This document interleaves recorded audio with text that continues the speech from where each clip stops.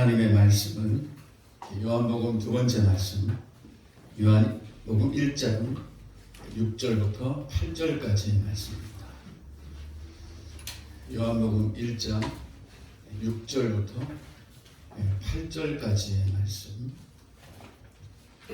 믿음으로 함께 선포하시겠습니다. 하나님께로부터 보내심을 받은 사람이 있으니 그의 이름은 요한이라. 그가 증언하러 왔으니 곧 빛에 대하여 증언하고 모든 사람이 자기로 말미암아 믿게 하려 함이라.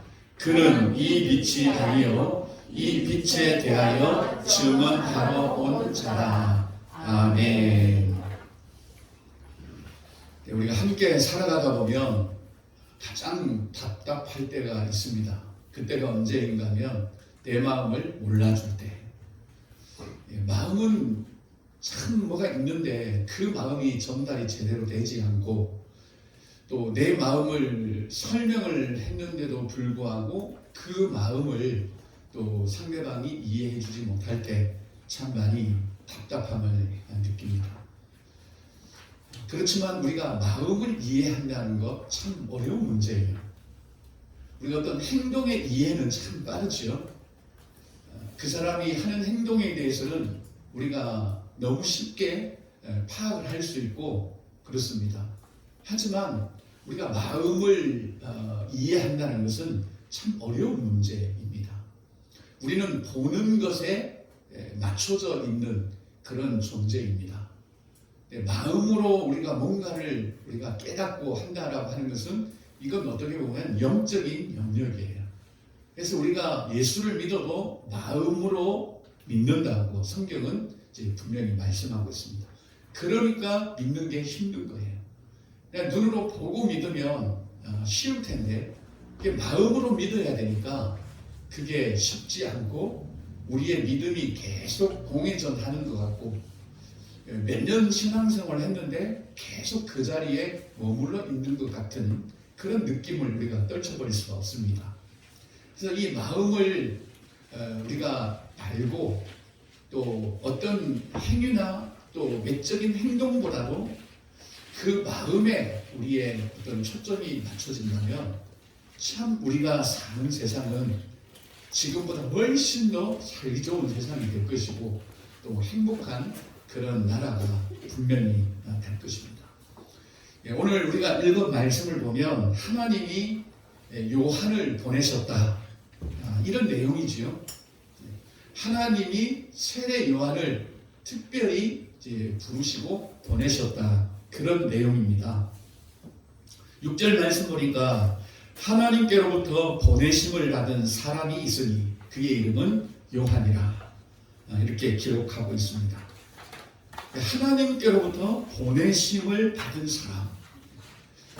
우리는 이제 이 구절을 생각을 할 때 보냄을 받았다라는 것에 아주 중요성을 부여하고 있습니다. 내가 보냄받은 사람이다. 그걸 소위 다시 말하면 나는 사명자다. 나는 이러이러한 사명을 가지고 있고 하나님이 나에게 이런 사명을 주셨다. 그래서 나를 보내셨다라는 거에 나는 그 중요성을 이제 부여합니다. 그런데 하나님께로부터 보내심을 받은 사람, 계속 우리가 묵상을 해보면 보냄을 받았다는 것이 아니라 요한을 보낸 하나님의 그 마음이 중요한 거예요. 하나님의 마음을 우리가 놓쳐버리면 우리가 사명자로서의 사명 감당을 하지만 하나님과는 많이 동떨어진 그런 신앙이 될 수가 있습니다. 그래서 세례 요한이 보냄을 받았다는 것보다 더 중요한 것은 하나님의 마음이에요. 그래서 하나님의 그 마음을 세례 요한이 알아야 그 사명도 제대로 이루어질 수가 있습니다. 그걸 우리가 어떻게 증명을 이제 해야 되는데, 누가복음 우리 1장 17절을 한번 찾고 가겠습니다. 누가복음 1장 17절의 말씀을 한번 찾고 가도록 하겠습니다. 누가복음 1장 7절 말씀입니다. 같이 읽겠습니다. 그가 또 엘리야의 신령과 능력으로 주 앞에 먼저 와서 아버지의 마음을 자식에게 거스르는 자를 의인의 슬기에 돌아오게 하고 주를 위하여 세운 백성을 준비하리라. 아멘. 이 세례관이 가장 중요하게 여겼던 것은 아버지의 마음이에요. 이 아버지의 마음을 자식에게 주는, 그러니까 아버지 마음을 놓쳐버리면 아무리 사명 감당 잘 한다 해도 전혀 이 하나님의 원하는 것과는 다르게 행동할 수가 있다라는 이야기입니다.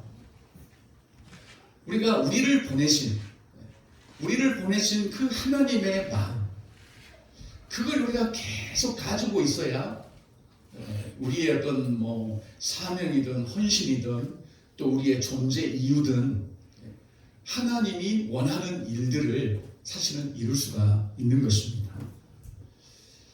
지금은 이제 안 계시지만 저희 어머니가 옛날에 신문에 난 적이 있습니다. 부산일보에 대문짝만하게 난 것이 아니라 한 기퉁이에 조그만하게, 옛날에 그 5,6도라는 코너가 있었어요. 아시는 분들은 아실 거예요. 거기에 저희 어머니 기사가 나왔습니다. 기사도 아니죠. 왜 나오게 됐는가 하면 저희 형님이 이제 오토바이 광입니다. 진짜 오토바이를 좋아하고 그랬어요. 근데 어느 순간에는 가장 친한 친구가 오토바이 타고 가다가 이제 사고를 당하는 바람에 그 자리에서 이제 바로 즉사를 했습니다. 그 이후로 이제 오토바이를 안 타는데, 어쨌든 이제 오토바이를 굉장히 좋아하고 그러다가 어느 순간에 뺑소니로 몰리게 된 겁니다. 가다가 이제 슬쩍 어떤 아이를 부딪혔는데, 그래서 치료비를 주고 이제 보냈는데 나중에 이게 뺑소니로 몰린 거예요. 할 수 없이 경찰서에 들어간 겁니다. 그러면 그 부모의 마음은 어떻겠습니까? 그 부모의 마음은 이제 하나님의 마음처럼 쏙 타들어가는 겁니다. 그래서 있는 돈 없는 돈 다 끌고 모아가지고 20만 원, 그때 20만 원이면 좀 커요. 그 20만 원을 누구에게 주어서 보냈어요. 나는 이런 일들을 나는 할 그게 없고 내가 하도 뭘 모르기 때문에 좀 이 일을 좀 잘 어떻게 좀 처리를 해달라 하고 20만 원을 맡겼는데, 그런 애미의 마음은 아랑곳하지 않고 그 돈을 받은 사람이 홀랑 닦아서 버린 거예요. 그래가 이제 그 기사가 난 겁니다. 신문에. 그런 어떤 부모의 마음 이런 비슷하게 해서 지금 같으면 신문에 날 일도 아니에요. 그건 그냥 몇 마디 하다가 지나갈 일입니다. 지금 신문에 날 사건들이 얼마나 많이 쌓여 있습니까? 지금 웬만한 사건 사람들이 놀라지도 않잖아요. 근데 그 당시만 해도 그게 사건이 될 정도의 일이었습니다. 참 그러고 보면 옛날이 순수했던 것 같아요. 지금은 사람 몇 죽여야 그냥 뉴스거리가 되고 그러는 시대가 되어버렸습니다. 그러니까 이 보낸 어미의 마음을 좀 생각을 하면 그렇게 하지는 않을 거라는 생각이 들어요. 아들을 그렇게 경찰서에 보내놓고 어떻게든 그걸 좀 해결해 보려는 그 부모의 심정을 조금이라도 헤아린다면 그걸 홀랑 닦아 쓰기보다는 그래도 신용이라도 흉내라도 낼 것이 아니겠냐 하는 그런 생각을 해봅니다. 정말 우리가 하나님을 우리가 모르고 하나님께서 이 땅을 향한, 그리고 우리 각 사람을 향한 그 마음을 우리가 헤아려 보지 못하면 하나님이 주신 은혜 우리가 홀랑 다 닦았어요. 하나님이 주신 구원 그거 엄한데 다 그냥 내버리는 거예요. 하나님께서 우리에게 은혜 주시고 말씀 주시고 복음 주시고 이런 거를 엉뚱한데 그냥 다 허비해 버린다는 겁니다. 그러나 우리가 하나님의 마음을 알면 이 땅 이 백성들, 저와 여러분들 한 사람 한 사람을 향한 그 마음을 알면 우리의 그런 어떤 생각이나 삶이 그렇게 쉽게 깎았을 만큼은 아니라는 거예요. 근데 우리는 사명에만 막 치중해 있어요. 사명 감당해야 되고 헌신해야 되고 여기에 너무 우리는 OT가 되어 있기 때문에 내가 헌신하고 내가 사명 막 감당하고 그 일을 하는 데 있어서 다른 사람들이 뭐 피해를 보든 별로 그렇게 생각을 안 해요. 그렇지만 하나님의 마음은 절대 그렇지 않습니다. 하나님의 마음은 우리 모두가 다 예수 그리스도의 밝은 그 생명의 빛을 깨닫고 하나님이 진짜 나의 아버지라는 것을 알고 그 하나님의 마음으로 우리가 함께 어우러져 살아가는 그걸 가장 중요하게 생각합니다. 여러분 부모의 마음은 그렇지 않겠습니까? 자식이 몇 명 있는데 그 중에 한 자식이 특출나게 출세해갖고 돈도 많이 벌고 뭐 하는 일도 중요하고 그런데 집에만 오면 다른 자식들 막 무시하고 그러면 부모 마음이 편하게 저놈 새끼는 이 부모의 마음도 모르고 저런다. 조금 덜 벌어도 조금 덜 유명해도 조금 하는 일이 남들이 알아주지 않아도 서로 오손도손 그렇게 살아가기를 원하는 것이 부모의 마음이듯 하나님의 마음도 동일하다고 생각을 합니다. 누구 하나 하나님은 무시하는 사람 없고 쉽게 대하는 분 없습니다. 예수님은 우리 모두를 위해서 십자가에 죽으신 거지 잘난 사람만 위해서 죽으신 것이 아닙니다. 이런 하나님의 마음, 이런 마음으로 하나님은 세례 요한을 보내신 거예요. 자, 그러면 하나님의 마음, 즉 요한을 보내는 그런 하나님의 마음이 여러분 무엇인지 우리 성경을 통해서 한번 확인을 하도록 하겠습니다. 먼저는 5절이에요. 5절 같이 볼까요? 빛이 어둠에 비치되 어둠이 깨닫지 못하더라. 아멘. 빛이 비치고 있는데도 어둠에 있는 사람들이 깨닫지 못하는 거예요. 하나님은 얼마나 그게 안타까운지 모릅니다. 얘네들이 요 빛만은 좀 깨닫고 빛으로 나오면 사는데 그러면 멸망당하지 않고 지옥 가지 않고 죄로 인해서 망하지 않고 살 수 있는데 요 빛을 지금 깨닫지를 못하는 거예요. 이 하나님의 마음이 얼마나 답답하겠습니까? 그래서 요한을 보냅니다. 요한아 가라. 이 백성들이 이 지금 빛을 깨닫지 못하고 있다. 그러면서 이제 하나님의 마음이 또 한 번 나타나서 7절 우리 확인할까요? 그가 증언하러 왔으니 곧 빛에 대하여 증언하고 모든 사람이 자기로 말미암아 믿게 하려 함이라. 아멘. 이 요한으로 하여금 이 빛에 대해서 증언하고 그리고 요한을 통해서 이 어둠에 있는 백성들이 예수 그리스도를 믿도록 하기 위해서 지금 보낸 거죠. 어떤 뭐 특별한 거, 막 세상을 뒤집어 엎으라고 보낸 게 아니에요. 가서 큰 막 한 2,000명, 3만 명 모이는 이렇게 교회 지으라고 보낸 게 아니고 내 마음을 좀 전해라. 내 마음을 좀. 하나님이 얼마나 이 백성들을 사랑해서 예수 그리스도를 보내셨는지 그래서 요한은 그러잖아요. 봐라 저분이 세상 죄를 지고 가는 하나님의 어린 양이라고 그렇게 증언합니다. 그게 하나님의 마음 아닙니까? 그걸 요한이 해야 되는 거예요. 그래서 우리가 아까 누가복음 읽었지요. 아비의 마음을 자식에게 준다. 요한 뭐 큰일 한 거 없어요 여러분. 그리고 오래오래 뭐 주를 위해 산 거 없습니다. 요단강에서 세례 주고 그리고 예수를 가리켜서 세상 죄를 지고 가는 하나님의 어린 양이다 라고 증언했고 그러다가 감옥에 갇혀서 목베임을 당하고 죽으셨습니다.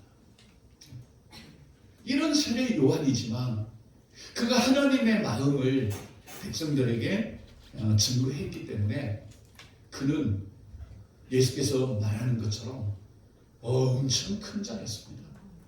너무너무 천국에서 큰 자였습니다. 이 하나님의 마음이에요. 아직도 어둠 속에 있는 저들에게 빛을 좀 비춰줘라고. 그런데 8절 보니까 그는 이 빛이 아니라고 해요. 이 빛이 아니고 빛에 대하여 증언하러 온 자다. 요한은 빛이 아니라고. 그러면 여러분은 빛입니까? 아닙니까? 여러분은 빛입니다. 여러분은 빛이에요. 왜냐하면 요한까지는, 율법은 세례 요한까지예요. 빛 대신 예수 그리스도가 우리 안에 들어오지 않은 상태예요. 그러니까 요한은 빛이 될 수가 없고 단지 빛에 대해서 증언하는 거예요. 그렇지만 저와 여러분 안에는 이제 예수 그리스도께서 내주하고 계십니다. 그러므로 여러분은 빛입니다. 그렇다면 더더욱 우리는 하나님의 마음을 우리는 비춰내는 거예요. 세례 요한보다 더, 세례 요한이 감옥에 갇혔다면 우리는 12번도 더 갇혀야 되고, 세례 요한이 목뱀을 당했다면 우리는 12번도 더 죽어도 될 정도로 세례 요한과 우리와는 비교할 수가 없습니다. 우리는 빛입니다. 여러분들은 세상의 빛입니다. 빛에 대하여 증언하는 자들이 아니라 빛 그 자체입니다. 그러니 우리는 얼마나 더 하나님의 마음을 드러내야 되겠습니까? 지금도 여러분 빛을 깨닫지 못하고 지금도 오절의 상태에 있는 사람들이 부지기 있습니다. 여러분들. 빛이 빛이 돼 어둠의 빛이 돼 어둠이 깨닫지 못하는 이 세대예요. 지금도. 너무 어둠 속에 있는 그런 세대입니다. 성경은 그들을 가리켜 뭐라 그러죠? 소경이라고 그러죠. 소경은 빛이 없는 거예요. 아침마다 우리 교회 앞에 맹인 한 분이 택시에서 꼭 내립니다. 문 열고 내리면 가장 먼저 하는 일이 지팡이를 쭉 꽂아요. 그리고 더듬어서 그 턱을 오르고 또 출입문을 이렇게 찾아서 문을 열고 그 위로 올라갑니다. 그 눈에 빛이 안 들어오니까 안 보이는 거죠. 소경이라고 합니다. 그런데 여러분, 차라리 육체적인 소경은 괜찮아요. 영적인 소경은 그 자체가 멸망이거든요. 영적인 빛이 들어오지 않은 사람들은 엄청난 어둠 가운데 있는 겁니다. 하나님은 그런 세상, 그런 사람들을 지금도 바라보시면서 5절에 그 안타까운 마음, 빛이 어둠에 빛이 돼 어둠이 깨닫지 못하더라. 그러니 너희가 가서 좀 빛을 좀 비춰라. 그렇게 하나님은 안타까운 마음을 지금도 가지고 계십니다. 여러분, 우리가 사명보다 더 중요한 것은 이 같은 하나님의 마음이에요. 이걸 모르면 우리는 사명 감당한다 치고 그냥 어둠 속을 막 행하면서 다 눈 뜬 사람 다 눈 감기예요. 빛으로 우리가 사람들의 눈을 띄워줘야 되는데 오히려 눈을 감기게 만들어버려요. 그래서 오늘날 교회를 떠나는 사람들이 많지요. 들어봐서 못 믿겠다 그러고, 그렇게 믿을 바에는 나는 차라리 예수 안 믿고 나는 저 천주교 가서 열심히 봉사하고 살겠다. 그렇습니다, 여러분. 왜요? 우리가 제대로 빛을 못 비춰준 거예요. 그러니까 5절의 말씀은 이방인들을 향한 말씀이기도 하지만 우리에게도 해당해요. 정말 우리는 이 빛을 제대로 이해하고 있는가? 정말 빛이 우리 안에 비춰져서 우리가 영적 소경이 아니라 하나님을 밝히 보고 있는가? 그분의 마음을 밝히 보고 있는지, 우리가 예수 그리스도 그분을 밝히 보고 있는지. 하나님은 우리가 예수를 믿는다고 다 된 게 아니라 그 빛을 깨달았느냐 못 깨달았느냐 그거예요. 그래서 마태복음 보면 그렇죠. 누구든지 등불을 켜서 요 책상 밑에 두지 않고 높은 곳에 두어서 다른 사람들을 싹 비추는 그런 빛이어야 된다고 말씀합니다. 근데 소위 우리는 빛인데 우리의 빛은 어디에 있습니까?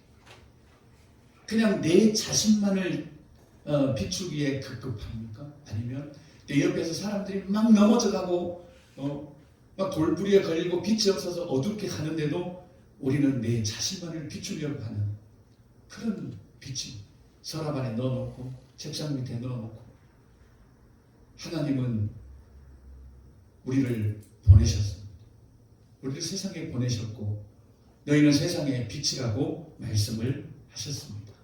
그러면 우리는 이 우리의 등불인 세상을 구원할 수 있는 사람들의 빛인 이 예수의 생명의 빛을 우리 이제 높이 올려야 되겠죠. 그리고 사람들이 볼 수 있도록 그렇게 해야 되겠습니까?